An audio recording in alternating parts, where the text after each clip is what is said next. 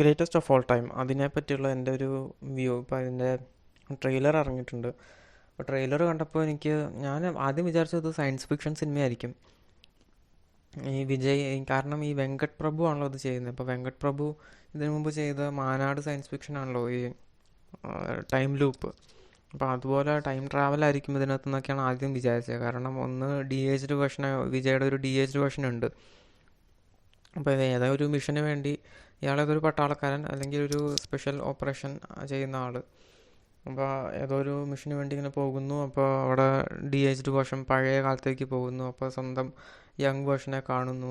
പിന്നെ അവർ രണ്ടുപേരും കൂടെ ചേർന്ന് മിഷൻ നടത്തുന്നു. അതൊക്കെയാണ് ഞാൻ വിചാരിച്ചത്. പക്ഷേ ഇത് കണ്ടപ്പോൾ അച്ഛനും മകനും. അപ്പോൾ ഇതിനകത്ത് വലിയ പുതുമയുള്ളതായിട്ട് എനിക്ക് തോന്നിയില്ല. ഇത് ഒരു ഡി ഏജിങ് നടത്താൻ പറ്റിയ എന്നാൽ പിന്നെ അത് ചെയ്തേക്കാം എന്നുള്ള രീതിയിൽ എന്തെങ്കിലും ഒരു പുതുമയായില്ല അതിനകത്ത്. ഡി ഏജ്ഡ് വേർഷൻ കാണാമല്ലോ എന്നുള്ളൊരു രീതിയിൽ ആൾക്കാർ വരട്ടെ എന്നുള്ള വിചാരിച്ച് ചെയ്ത പോലെ എനിക്ക് തോന്നണേ. ബാക്കിയെല്ലാം അതിനകത്ത് മിക്കതും പഴയൊരു സംഗതി തന്നെ, വിജയുടെ സ്ഥിരം സിനിമകൾ കാണുന്ന സംഗതി തന്നെ ഇതിനകത്ത് ഉണ്ടാകും. പിന്നെ ഇതിനകത്ത് മറ്റേ പ്രശാന്തൊക്കെ വരുന്നുണ്ട്. ഇനി പുള്ളി വല്ല വില്ലനാവുമോ എന്നൊരു സംശയമുള്ളൊന്നും ഉറപ്പിക്കാൻ പറ്റില്ല. മറ്റേ ഇയാൾ വന്ന പോലെ, അയാളുടെ പേര് ഞാൻ മറന്നുപോയല്ലോ,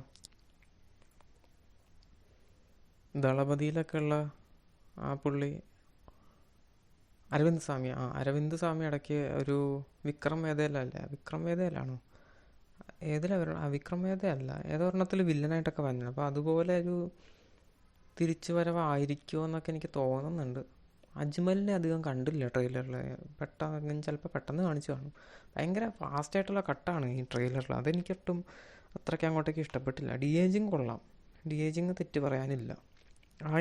ഒരു സീൻ ഭയങ്കര എന്താ പറയുക, ഒരു ചുരുണ്ട മുടിയൊക്കെ ആയിട്ടുള്ളൊരു പഴയ കാലത്തൊരു ലുക്ക്, അത് മാത്രം ഇത്തിരി ഒരു മോശമായിട്ട് തോന്നി. പക്ഷെ ബാക്കിയെല്ലാം കറക്റ്റായിട്ട് തന്നെ തോന്നി, നന്നായിട്ട് തന്നെ ചെയ്തിട്ടുണ്ട്. പടം എന്താ പറയുക, സ്ഥിരം ഒരു സംഗതിയായിട്ടാണ് എനിക്ക് തോന്നണേ.